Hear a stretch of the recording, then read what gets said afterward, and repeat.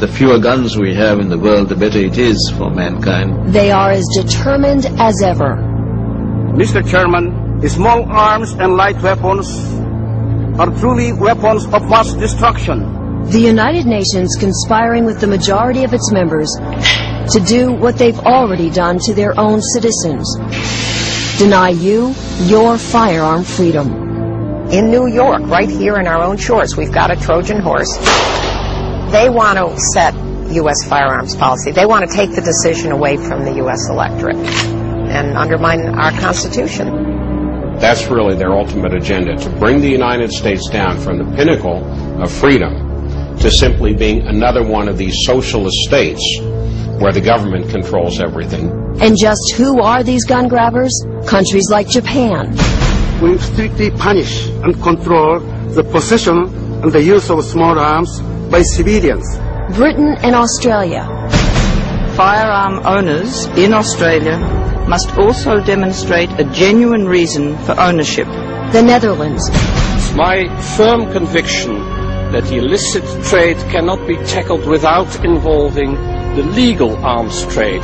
And Canada, led by its former Minister of Justice, Alan Rock. Registration is the cornerstone of the entire strategy.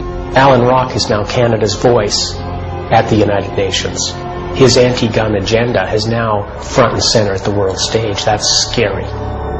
Scary because the United Nations continues to get away with what it does best. It's a stealth operation. Secretly scheming behind closed doors to outlaw your guns. We must not wait until 2006. Accountable to no one. People don't get elected to the UN. And that's the really scary thing. How the hell do you get rid of a UN bureaucrat? These are the biggest human rights violators in the world, and they're trying to tell people in the United States that we shouldn't have certain civil liberties. But the UN is not pushing its agenda alone. There's a propaganda machine working every day, targeting the NRA and gun ownership as evil. It's called IANSA, the International Action Network on Small Arms. This is not about military small arms. This is not about rocket launchers. What they're really after is my Winchester hunting rifle. Just log on to IANSA's website, and you'll see it's made up of more than 500 anti-gun NGOs, or non-governmental organizations. They are absolutely awesome in terms of the power they have. Power and a plot that is being engineered right here in London, in that building behind me where IANSA is headquartered. Imagine, nearly 230 years after the American Revolution, there are still forces at work here on British soil, determined to trample on your freedoms. These people believe that ultimately they know how to live your life a heck of a lot better than you do. Hi, I'm Rebecca Peters. But the plot gets even thicker. The woman who heads up IANSA, Rebecca Peters, led the gun ban movement in Australia. It's time for tough gun laws. Gun owners forced to surrender their firearms to the saw blade, scrap heap, and blast furnace. Now, Rebecca Peters is determined to do the same to American gun owners.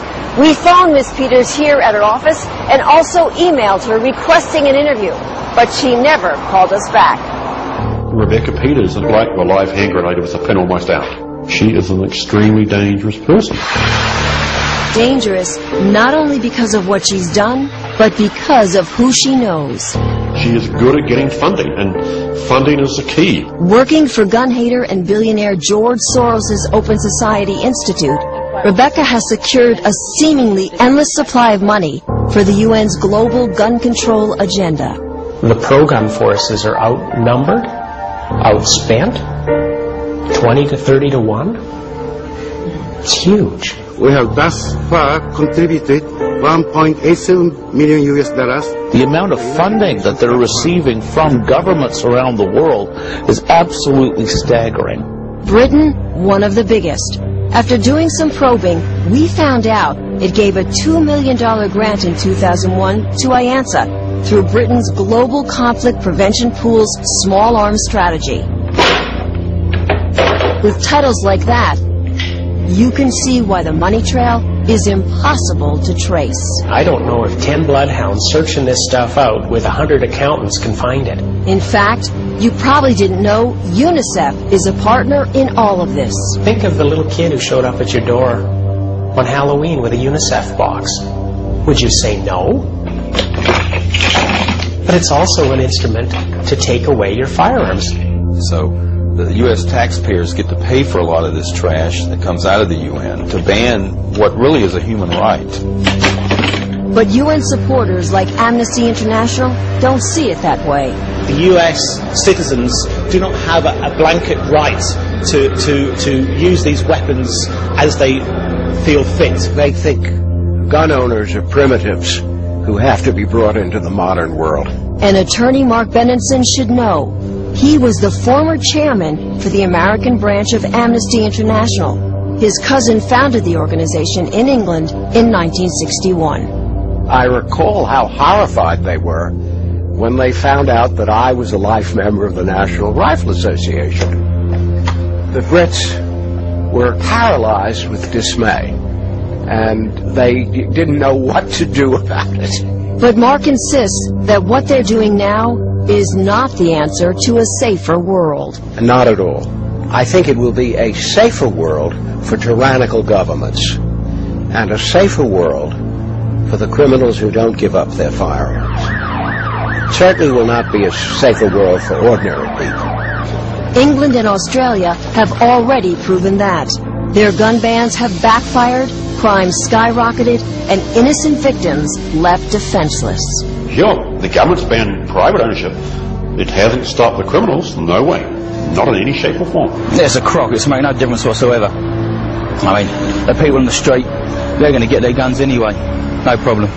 Facts that don't matter, because many countries are already enforcing the UN's agenda. Canada is leading the charge on this beyond any doubt whatsoever. They even have committees in Ottawa specifically set up to implement the United Nations gun control programs. Our government won't tell us what they're planning. What they've said carte blanche is that these UN regulations have got to be included in our national legislation. I think it's a very dangerous situation. A program of action is a beginning, not an end in itself. Implementation will be the true test. The ultimate goal? An international treaty that would be binding. Unlike a law, unlike a statute which can be made today and changed tomorrow, an international treaty is forever. If it wasn't for the NRA's presence at the United Nations, everything would have been lost years ago. Make no mistake, this treaty will snuff out the Second Amendment if the anti-gun forces succeed in electing an anti-gun president and an anti-gun Senate. The United Nations is as much a threat to our right to keep and bear arms in this country as is Handgun Control Inc. or George Soros. Their agenda is very dangerous, it is very clear, and it is very sinister.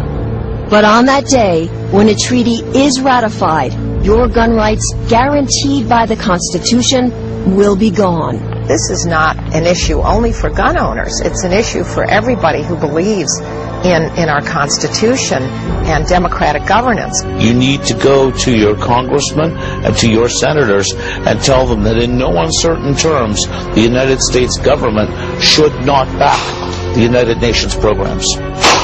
They're treading on dangerous ground, and you cannot let your guard down ever. Let there be no doubt. Dictators around the world hate the United States because the United States is free. They're scared of your guns and they're going to come and get them.